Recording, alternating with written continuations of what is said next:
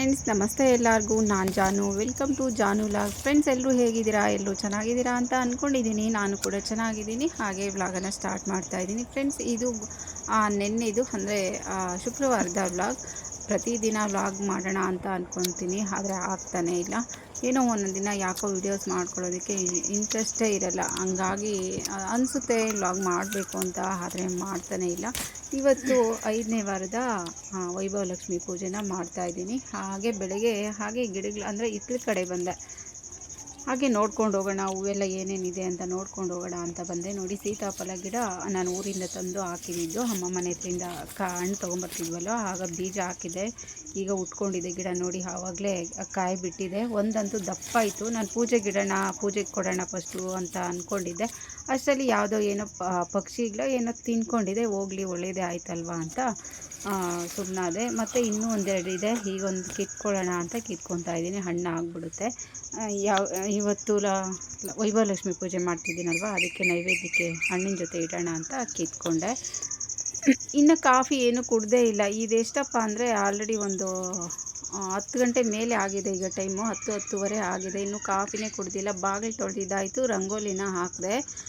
ಇವತ್ತು ರಕ್ಷಾನು ಲೇಟಾಗಿ ಎದ್ಲು. ಕಾಲೇಜ್ ಇವತ್ತು ಪೇರೆಂಟ್ಸ್ ಮೀಟಿಂಗ್ ಇತ್ತಂತೆ ಕಾಲೇಜಲ್ಲಿ. ಹಂಗಾಗಿ ಲೇಟಾಗಿ ಎದ್ಲು. ನಾನು ಕಾಲೇಜ್ಗೆ ಹೋಗಲ್ಲ ಅಂತಿದ್ಲು. ಹಂಗಾಗಿ ಲೇಟಾಗಿ ಎದ್ಲು. ಎದ್ಬಿಟ್ಟು ಸಡನ್ನಾಗಿ ರೆಡಿಯಾಗಿ ಹೋಗ್ತೀನಿ ಅಂತ ಅವರಪ್ಪ ಜೊತೆ ಪೇರೆಂಟ್ಸ್ ಮೀಟಿಂಗ್ ಅಂತ ಅವ್ರ ಅಪ್ಪನ ಜೊತೆ ಹೋದ್ಲು. ನಾನು ಅಲ್ಲೇ ಟಿಫನ್ ಮಾಡ್ಕೊಂಡ್ರಂತೆ, ಹೋಟೆಲಲ್ಲಿ ಟಿಫನ್ ಮಾಡ್ಕೊಂಡ್ರಂತೆ. ನಾನು ಮನೇಲಿ ಇರ್ತಾಳಲ್ವ, ಇನ್ನೂ ಎದ್ದೇ ಇಲ್ಲ. ದೋಸೆಗೆ ಹಾಕಿದೆ. ಎಷ್ಟೊತ್ತು ಅದಕ್ಕೆ ಸಾಂಬಾರು ಅಂದರೆ ಅವಳಿಗೆ ಇಷ್ಟ. ಹಂಗಾಗಿ ಸಾಂಬಾರು ಮಾಡೋಣ ಅಂತ. ನಾನು ಇವತ್ತು ಉಪವಾಸ, ಹಂಗಾಗಿ ಇಬ್ಬರಿಗೆ ಸಾಂಬಾರು ಮಾಡೋಣ ಅಂತ ಅಂದ್ಕೊಂಡಿದ್ದೆ. ಅಷ್ಟರಲ್ಲಿ ಅವಳು ಹೊರಟ್ಬಿಟ್ರು.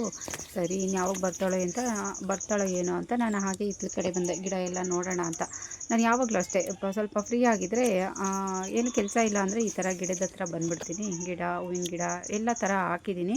ಯಾವಾಗಲಾದರೂ ಬೇಕಿದ್ರೆ ಒಂದ್ಸರಿ ಅದರದ್ದೇ ವ್ಲಾಗನ್ನು ಮಾಡ್ತೀನಿ. ಎಲ್ಲ ಥರ ಗಿಡನೂ ಹಾಕಿದ್ದೀನಿ.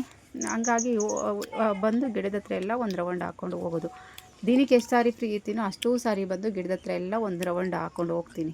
ನನಗೆ ತುಂಬ ಇಷ್ಟ ಈ ಥರ ಗಿಡ ನೋಡೋದು. ಅದನ್ನು ಉಣಿದ್ರೆ ಒಂದೊಂದು ದಿನ ಆ ಗಿಡನೇ ನೋಡ್ತಾ ಇರ್ತೀನಿ. ಹೂ ಬಿಡ್ತಾ, ಕಾಯಿ ಬಿಡ್ತಾ, ಮೊಗ್ಗು ಬಂತ ಅಂತ ನೋಡ್ತಾ ಇರ್ತೀನಿ. ನನಗೇನೋ ಒಂಥರ ಖುಷಿ, ಅದರಲ್ಲಿ ನನಗೊಂಥರ ಖುಷಿ ಸಿಗುತ್ತೆ. ಹಾಗಾಗಿ ಫ್ರೀಯಾಗಿದ್ದೆ ಅಂತ ಬಂದೆ. ಸೀತಾಫಲ ಬಿಟ್ಟಿದೆ, ಚೇಪೆಕಾಯಿ ಬಿಟ್ಟಿದೆ. ಚೇಪೆ ಹಣ್ಣಂತೂ ಅಲ್ಲಲ್ಲಿ ಇಷ್ಟೊಂದಿದೆ. ಕೆಂಪದಿದು ನಾವು ವೈಟ್ದಾಗಿದ್ರೆ ಚೆನ್ನಾಗಿರ್ತಿತ್ತು. ರೆಡ್ ಕಲರ್ದಿದ್ದು ಉಟ್ಕೊಂಡಿದೆ. ಅದೇ ಹುಟ್ಟಿರೋದು. ಈಗಂತೂ ಚೇಪೆ ಹಣ್ಣು ಬಿಡ್ತಾ ಇದೆ. ತುಂಬ ಇದೆ. ಕೆಳಗಡೆ ಬಿದ್ದು ಹೋಗ್ತಾ ಇರುತ್ತೆ. ಯಾರು ತಿನ್ನಲ್ಲ. ಪಕ್ಷಿಗಳೆಲ್ಲ ತಿನ್ಕೊಳ್ತಾ ಇರುತ್ತೆ. ಪಕ್ಷಿಗಳಾದರೂ ತಿನ್ನುತ್ತಲ್ಲ ಅಂತ ಬಿಟ್ಟಿದ್ದೀನಿ. ಹಾಗೆ ಒಂದು ಸ್ವಲ್ಪ ಕೊಂಬೆಗಳೆಲ್ಲ ಒಡೆದಾಕಬೇಕು. ಮತ್ತು ನೋಡಿ, ಇದು 7 ಸುತ್ತಿನ ಮಲ್ಲಿಗೆ ಗಿಡ. ನಮ್ಮ ದೊಡ್ಡಮ್ಮನ ಮಗಳು ಅವ್ರ ಊರಿಗೆ ಹೋಗಿದ್ದೆ. ಆಗ ಅವ್ರಿಗೆ ಯಾರೋ ರಿಟರ್ನ್ ಗಿಫ್ಟ್ ಅಂತ ಕೊಟ್ಟಿದ್ರಂತೆ. ನನಗೆ ತೊಗೊಂಡೋಗು ಅಂತ ಕೊಟ್ಟಳು. ಚಿಂತಾಮಣಿ ಹತ್ರದಿಂದ ತೊಗೊಂಬಂದಿದ್ದೆ. ಇದನ್ನು ಉಣಿದಿರಿ ನೋಡಿ. ಈ ಥರ ಗಿಡ ಆಗಿದೆ. ಇನ್ನು ದಾಸವಾಳ ಸದ್ಯಕ್ಕೆ ಇದೊಂದೇ ಹೂ ಬಿಡ್ತಾ ಇರೋದು. ಆ ಕಡೆ ಒಂದಿತ್ತು, ಅದನ್ನೆಲ್ಲ ಒಡೆದಾಕಿದ್ರಿ. ಅದೆಲ್ಲ ನೋಡ್ಕೊಂಡು ಬಂದು ಆಮೇಲೆ ಅದೇ ದೋಸೆಗೆ ಹಾಕಿದ್ದೆ ಅಂತ ಹೇಳಿದ್ವಲ್ಲ, ಬೇಳೆ ಸಾಂಬಾರು ಮಾಡ್ತಾಯಿದ್ದೀನಿ. ಈ ಥರ ಸಾಂಬಾರು ಮಾಡಿದ್ರೆ ತುಂಬ ಇಷ್ಟಪಡ್ತಾಳೆ.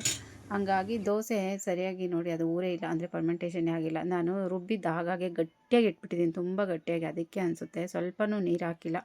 ಯಾವ ಮೂಡಲ್ಲಿ ಇಟ್ಟನೋ ಏನೋ ಗೊತ್ತಿಲ್ಲ. ಸ್ವಲ್ಪ ನೀರು ಹಾಕಿ ಅದೇ ಎಷ್ಟು ಕನ್ಸಿಸ್ಟೆನ್ಸಿ ಯಾವ ಥರ ಬೇಕೋ ದೋಸೆಗೆ ಆ ಥರ ಇಟ್ಟಿದ್ದೆ ಚೆನ್ನಾಗಿ ಪರ್ಮೆಂಟೇಷನ್ ಆಗಿರೋದು ಅನಿಸುತ್ತೆ. ನಾನು ತುಂಬ ಗಟ್ಟಿಯಾಗಿ ಇಟ್ಬಿಟ್ನೇನೋ, ಅದಕ್ಕೆ ಇದು ಸರಿಯಾಗಿ ಊರಿಲ್ಲ ಅಂತ ಅನಿಸುತ್ತೆ. ಹಂಗಾಗಿ ಇನ್ನು ಸಾಂಬಾರೆಲ್ಲ ಆಯಿತು. ಸ್ವಲ್ಪ ಉಪ್ಪು ಮಿಕ್ಸ್ ಮಾಡಿಬಿಟ್ಟು ಎಷ್ಟು ಬೇಕೋ ಅಷ್ಟು ನೀರು ಹಾಕಿ ಮಿಕ್ಸ್ ಮಾಡಿ ರಕ್ಷಾಗ ದೋಸೆನ ಹಾಕ್ಕೊಡ್ತಾಯಿದ್ದೀನಿ. ನಾನಿವತ್ತು ಫುಲ್ ಉಪವಾಸ. ಈಗ ಎಷ್ಟು 12 ಗಂಟೆ ಆಗಿದೆ. ಈಗ ಟೀ ಕುಡಿತಾ ಇದ್ದೀನಿ. ಟೀ ಕುಡಿಬೇಕು ಅಂತಲೂ ಅನಿಸ್ಲಿಲ್ಲ. ನೋಡಿ, 12 ಗಂಟೆ ಆಗಿದೆ. ಟೈಮ್ ತೋರಿಸ್ತಿದ್ದೀನಿ. ಯಾಕೋ ಕುಡಿಯೋಟ ಸ್ವಲ್ಪ ಫುಲ್ ಏನು ಯಾಗಿರೋದು ಅಂತ ಕುಡಿತಾ ಇದ್ದೀನಿ.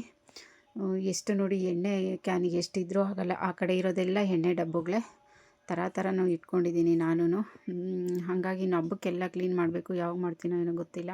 12 ಗಂಟೆಯಲ್ಲಿ ಸ್ವಲ್ಪ ಟೀ ಕುಡಿದೆ ಅಷ್ಟೇ. ನಿಜವಾಗ್ಲೂ ಪೂಜೆ ಮಾಡೋ ದಿನ ನನಗೆ ಹಶ್ವೇ ಆಗೋಲ್ಲ. ನೀರು ಸಮೇತ ಕುಡಿಬೇಕು ಅನಿಸಲ್ಲ. ಸ್ವಲ್ಪನೂ ಊಟ ಮಾಡಬೇಕು ಅನಿಸಲ್ಲ. ಟೀ ಕಾಫಿ ಕುಡಿಬೇಕು ಅಂತಲೇ ಅನಿಸಲ್ಲ. ನಾನು ಇರಲಿ ಅಂತ 12 ಗಂಟೆಯಲ್ಲಿ ನಾನು ಟೀ ಕುಡಿದು. ಹಾಗಾಗಿ ಸ್ವಲ್ಪ ಟೀನ ಮಾಡಿಕೊಂಡು ಕುಡಿದೆ. ಹಾಗೆ ರಕ್ಷಾ ಅಷ್ಟರಲ್ಲಿ ಬಂದ್ಬಿಟ್ಲು ಅವಳು. ಟಿಫನ್ ಬೇಡ, ಅಲ್ಲಿ ತಿಂದ್ರಿ ಅಂತ ಅಂದು. ನಾನು ದೋಸೆ ಹಾಕ್ಬಿಟ್ಟಿದ್ದೆ. ಸರಿ ಕೊಡಮ್ಮ, ಹಾಕ್ಬಿಟ್ಟಿದೆಯಲ್ಲ ಅಂತ ಅವಳು ಒಂದು ದೋಸೆ ತಿಂದು ಟೀನ ಕೊಡ್ಬಿಟ್ಟು ಸ್ನಾನ ಮಾಡ್ಕೊಂಬಂದೆ. ಈಗ ಪೂಜೆಗೆಲ್ಲ ರೆಡಿ ಮಾಡ್ಕೊಳ್ಬೇಕು. ಇವತ್ತು ನೈವೇದ್ಯಕ್ಕೆ ಸ್ವಲ್ಪ ಸಜ್ಜಿಗೆ ಕೋಸಂಬರಿ ಮಾಡ್ತಾಯಿದ್ದೀನಿ. ಕೋಸಂಬರಿ ಅಂತೂ ಕಂಪಲ್ಸರಿ ಮಾಡೇ ಮಾಡ್ತೀನಿ. ನಮ್ಮ ಮನೇಲಿ ಮಂತ್ರಾಲಯಕ್ಕೆ ಹೋಗಿದ್ರು, ಅದು ಪ್ರಸಾದ ಇಲ್ಲಿಟ್ಟಿದೆ. ಇನ್ನೂ ಪ್ರಸಾದ ಯಾರೂ ತೊಗೊಂಡಿಲ್ಲ. ಹಾಗೆ ಇದೆ. ಸ್ನಾನ ನಿನ್ನೆ ಎಲ್ಲ ಹಾಗೆ ಇತ್ತು. ನಿನ್ನೆ ಪೂಜೆ ಮಾಡಿ ನಿನ್ನೆನೂ ಪೂಜೆ ಎಲ್ಲ ಆಯ್ತು, ಆದರೆ ಪ್ರಸಾದ ಏನೂ ತೊಗೊಂಡಿಲ್ಲ. ಹಾಗೆ ಇದೆ. ಇನ್ನು ನಾನು ದೇವ್ರಿಗೆಲ್ಲ ಕ್ಲೀನ್ ಮಾಡಿ ಎಲ್ಲ ತೊಳೆದು ಬಳಿದು ಕ್ಲೀನ್ ಮಾಡಬೇಕು. ನೋಡಿ ಇದನ್ನೆಲ್ಲ ತೊಳ್ಕೊಬೇಕು. ಪೂಜೆ ಮಾಡಿ ವಿಸರ್ಜನೆ ಮಾಡಿದಾಗ ತೊಳೆದು ಇಡಲ್ಲ, ಹಾಗೆ ಇಟ್ಬಿಡ್ತೀನಿ. ನೆಕ್ಸ್ಟ್ ವೀಕ್ ಪೂಜೆ ಮಾಡುವಾಗೆ ತೊಳ್ಕೊಳ್ಳೋದು. ನೋಡಿ ತೆಂಗಿನಕಾಯಿನ ನೀರಲ್ಲಿ ಹಾಕಿಟ್ಟಿದೆ. ಆ ಕಲ್ಲರ್ ನೋಡಿ ಬ್ಲಾಕ್ ಆಗಿಬಿಟ್ಟಿದೆ. ಆಚೆ ಇಟ್ಟರೆ ಒಡ್ಕೊಂಬಿಡುತ್ತೆ ಅಂತ ಭಯ, ಅದಕ್ಕೆ ನೀರಲ್ಲಿ ಹಾಕಿ ಇಟ್ಟಿದ್ದೀನಿ. ಇನ್ನು ಇದೆಲ್ಲ ಕ್ಲೀನ್ ಮಾಡೋಷ್ಟರಲ್ಲಿ ಎಷ್ಟೊತ್ತಾಗುತ್ತೋ ಏನೋ ಗೊತ್ತಿಲ್ಲ. ಆಲ್ರೆಡಿ 2:30 ಆಗಿದೆ. ಇನ್ನು ದೇವ್ರ ಮನೆ ಎಲ್ಲ ಕ್ಲೀನ್ ಮಾಡಿದ್ದು ತೊಳೆದಿದ್ದು ಎಲ್ಲ ಆಯಿತು. ನೋಡಿ ಅಷ್ಟೇ ವಿಡಿಯೋ. ಆಮೇಲೆ ಸ್ಟಾಪ್ ಮಾಡಿಬಿಟ್ಟೆ. ಸಜ್ಜಿಗೆನೂ ಆಯಿತು, ಕೋಸಂಬರಿನೂ ಆಯಿತು. ಮತ್ತು ವಿಡಿಯೋ ಮಾಡ್ಕೊಳ್ಳೋದಕ್ಕಾಗಲಿಲ್ಲ, ಟೈಮ್ ಆಗುತ್ತೆ ಅಂತ.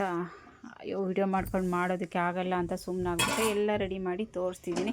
ಹಾಗೆ ಇವತ್ತು ನೈವೇದ್ಯಕ್ಕೆ ಇಡೋಕ್ಕೆ ಬಾಳೆ ಎಲೆನ ಕೊಯ್ಕೊಂಬಂದೆ. ನೋಡಿ ದೇವ್ರ ಮನೆ ಎಲ್ಲ ರೆಡಿ ಮಾಡಿದ್ದೀನಿ. ಹೂವೆಲ್ಲ ಇಟ್ಟು, ಇದಕ್ಕೂ ಅಷ್ಟೇ ಬಟ್ಟೆ ಎಲ್ಲ ಇಟ್ಟು, ಹೂವು ಹಾಕಿ, ಬತ್ತಿ ಹಾಕಿ, ಎಣ್ಣೆ ಹಾಕಿ ಎಲ್ಲ ರೆಡಿ ಮಾಡಿಟ್ಟಿದ್ದೀನಿ. ಮತ್ತು ಜೋಡಿಸ್ಕೊಬೇಕು. ನೋಡಿ ಎಲ್ಲ ಜೋಡಿಸ್ಕೊಂಡು ಪೂಜೆನ ಮಾಡ್ತಾಯಿದ್ದೀನಿ. ಫಸ್ಟು ಗಣಪತಿ ಪೂಜೆ, ಆಮೇಲೆ ಅದು ಬಿಂದಿಗೆ ಪೂಜೆ, ಬಿಂದಿಗೆನ ಪ್ರಾರ್ಥನೆ ಮಾಡಿ ಮಕ್ಕೊಳ್ಳೋದು. ಆಮೇಲೆ ಆರತಿ ಎಲ್ಲ ಮಾಡಿಟ್ಟಿದ್ದೀನಿ. ತುಪ್ಪದ ದೀಪ, ನೈವೇದ್ಯ ಎಲ್ಲ ಇಟ್ಟು ಪೂಜೆನ ಮಾಡಿದೆ. ಯಾರೂ ವಿಡಿಯೋ ಮಾಡ್ಕೊಳ್ಳಿಲ್ಲ, ಯಾರೂ ಇರಲಿಲ್ಲ. ಹಾಗಾಗಿ ನೋಡಿ ಪೂಜೆ ಮಾಡಿ ಲಾಸ್ಟಲ್ಲಿ ನಾನೇ ಸ್ವಲ್ಪ ವಿಡಿಯೋನ ಮಾಡಿಕೊಂಡೆ. ಈ ಸ್ಯಾರಿ ಫ್ರೆಂಡ್ಸ್ ಹೊಸದಿದು. ಉಮಕ್ಕ ಅವರು ಸೊಸೆ ಅದೇನೋ ವ್ರತ ಮಾಡಿದ್ರಂತೆ, ಆಗ ಕುಂಕುಮಕ್ಕೆ ಕೊಟ್ಟಿದ್ದರು. ನಾನು ಹೊಸದಲ್ವ ಇರಲಿ ಇವತ್ತು ಅಂತ 5ನೇ ವಾರದ್ದು ಹೊಸ ಸ್ಯಾರಿ ಇದೆಯಲ್ಲ ಹಾಕ್ಕೊಳ್ಳೋಣ ಅಂತ ಹಾಕ್ಕೊಂಡೆ. ಅದು ಬ್ಲೌಸು ಇನ್ನೂ ಸ್ಟಿಚ್ ಮಾಡಿಸಿಲ್ಲ. ನಾನು ಇದು ರೆಡಿ ಬ್ಲೌಸ್ ಇತ್ತು, ಹಾಗಾಗಿ ಅದನ್ನೇ ಹಾಕ್ಕೊಂಡಿದ್ದೆ. ತುಂಬ ಚೆನ್ನಾಗಿ ಕಾಣ್ತಿತ್ತು. ತುಂಬ ಈ ಸ್ಯಾರಿ ಫ್ರಿಲ್ಲೆಲ್ಲ ಚೆನ್ನಾಗಿ ಬರ್ತಿತ್ತು, ಚೆನ್ನಾಗಿ ಅನಿಸ್ತು ನನಗೆ. ಚೆನ್ನಾಗಿ ಕಾಣ್ತಿತ್ತು ಒಂಥರ. ಹಂಗಾಗಿ ಆ ಸ್ಯಾರಿನ ಹಾಕ್ಕೊಂಡಿದ್ದೆ. ಇನ್ನು ಪೂಜೆ ಎಲ್ಲ ಆಯಿತು. ಈಗ ಕುಂಕುಮಕ್ಕೆ ರೆಡಿ ಮಾಡ್ಕೊತಾ ಇದ್ದೀನಿ. ಸ್ವಲ್ಪ ಎಷ್ಟು ಜನಕ್ಕಾದ್ರೆ ಅಷ್ಟು ಕುಂಕುಮ ಕೊಡೋಣ ಅಂತ. ನಾನು ತುಂಬ ಜನನ್ನೇನು ಕರೆಯೋದಕ್ಕೆ ಹೋಗಲ್ಲ, ಮನೆ ಹತ್ರನೇ ಒಂದು 5-6 ಜನ ಕರಿತೀನಿ ಅಷ್ಟೇ.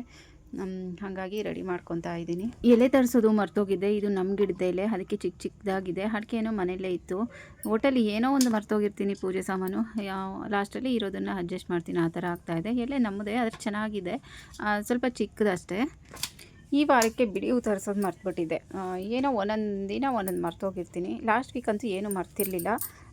ಬಾಳೆಗೆ ಮಾವಿನೆಲೆ ಮರ್ತಿದ್ದೆ, ನಮ್ಮ ಗಿಡದ ಕಿತ್ತು ಇಟ್ಟಿದ್ದೆ. ಮತ್ತು ಬಿಲ್ಪತ್ರೆ ಮರ್ತಿದ್ದೆ, ಅದು ಲಾಸ್ಟ್ ವೀಕ್ ತಂದಿದ್ದಿತ್ತು, ಅದನ್ನು ರೆಡಿ ಮಾಡಿ ಇಟ್ಟಿದ್ದೆ. ಈ ಸಾರಿ ಬಿಡಿ ಹೂವು ತರಿಸೋದು ಮರ್ತಿದ್ದೆ. ಹಾಗೆ ಪ್ರಸಾದಕ್ಕೆ ಪ್ಲೇಟು ಮರ್ತಿದ್ದೆ, ಅದನ್ನು ಊರಲ್ಲೇ ಅಂಗಡಿಯಿಂದ ತರಿಸ್ದೆ. ಎಲ್ಲ ಕುಂಕುಮ ಕೊಟ್ಟಿದ್ದಾಯಿತು. ಪೂಜೆ ಎಲ್ಲ ಚೆನ್ನಾಗೇ ಆಯಿತು ಅಂತಲೇ ಹೇಳ್ಬೋದು. ಹಾಗಾಗಿ ಪೂಜೆ ಎಲ್ಲ ಆಗಾದಮೇಲೆ ಲಾಸ್ಟಲ್ಲಿ ಕುಂಕುಮಕ್ಕೆ ಒಂದು 5 ಜನಕ್ಕೆ ಕುಂಕುಮ ಕೊಟ್ಟು ಲಾಸ್ಟಲ್ಲಿ ಕದಲಿಸ್ದೆ. ಎಷ್ಟಪ್ಪ ಅಂದರೆ 9:30 ಕದಲಿಸ್ದೆ. ದೇವಿನ ಕದಲಿಸ್ಬಿಟ್ಟು ನಾನು ಪ್ರಸಾದ ತೊಗೊಂಡು, ಅಂದರೆ ಫಸ್ಟು ನೈವೇದ್ಯಕ್ಕೆ ಇಟ್ಟಿದ್ದು ಪ್ರಸಾದನ ತೊಗೊಂಡು ಉಪವಾಸನ ಬಿಟ್ಟೆ. ಆಮೇಲೆ ಸ್ವಲ್ಪ ಅನ್ನ ಬೆಳಗ್ಗೆ ಬೇಳೆ ಸಾಂಬಾರು ಮಾಡಿದ್ದೆ ಅಲ್ವಾ, ಅದಕ್ಕೆ ಸ್ವಲ್ಪ ಅನ್ನ ಮಾಡ್ಕೊಂಡಿತ್ತು. ಅದ್ರ ಜೊತೆ ಕೋಸಂಬರಿ, ಸಜ್ಜಿಗೆ ಇತ್ತು, ಇನ್ನೂ ಇಡ್ಲಿ, ದೋಸೆ ಇಟ್ಟು ಎಲ್ಲ ಇತ್ತಲ್ವ. ಯಾರಿಗೆ ಏನು ಬೇಕೋ ಅದಂತ ತಿನ್ನಲಿ ಅಂತ ಸ್ವಲ್ಪ ರೈಸ್ ಮಾಡಿದ್ದೆ ಅಷ್ಟೇ. ಇದಾಗಿತ್ತು ಫ್ರೆಂಡ್ಸ್ ಫ್ರೈಡೇ ವ್ಲಾಗ್. ಈ ವ್ಲಾಗ್ ನಿಮಗೆಲ್ಲ ಇಷ್ಟ ಆಯಿತು ಅಂತ ಅಂದ್ಕೊತೀನಿ. ಇಷ್ಟ ಆದರೆ ಪ್ಲೀಸ್ ಒಂದು ಲೈಕ್ ಮಾಡಿ. ಹಾಗೆ ಯಾರೆಲ್ಲ ನೋಡ್ತಿದ್ದೀರೋ ಸಬ್ಸ್ಕ್ರೈಬ್ ಮಾಡ್ಕೊಂಡು ಸಪೋರ್ಟ್ ಮಾಡಿ. ಹಾಗೆ ನಿಮ್ಮ ಫ್ಯಾಮಿಲಿ ಫ್ರೆಂಡ್ಸ್ಗೂ ಶೇರ್ ಮಾಡಿ ಅಂತ ಹೇಳ್ತಾ ಇವತ್ತಿನ ವಿಡಿಯೋನ ಮುಗಿಸ್ತಾ ಇದ್ದೀನಿ. ಫ್ರೆಂಡ್ಸ್ ಪ್ಲೀಸ್ ಸಬ್ಸ್ಕ್ರೈಬ್ ಮಾಡ್ಕೊಳ್ಳಿ. ನಿಮ್ಮ ಸಪೋರ್ಟ್ ತುಂಬಾ ಮುಖ್ಯ. ಸಬ್ಸ್ಕ್ರೈಬ್ ಮಾಡೋದ್ರಿಂದ ನಿಮ್ಗೆ ಏನು ಲಾಸ್ ಆಗಲ್ವಲ್ವಾ, ಯಾರಿಗೋ ಒಬ್ರಿಗೆ ಎಲ್ಪ್ ಆಗೋ ಥರ ಆಗುತ್ತೆ. ಏನು ಖರ್ಚಿಲ್ಲದೆ ಎಲ್ಪ್ ಮಾಡೋ ಅಂಥ ಎಲ್ಪ್ ಅಂತಲೇ ಹೇಳ್ಬೋದು ಇದು.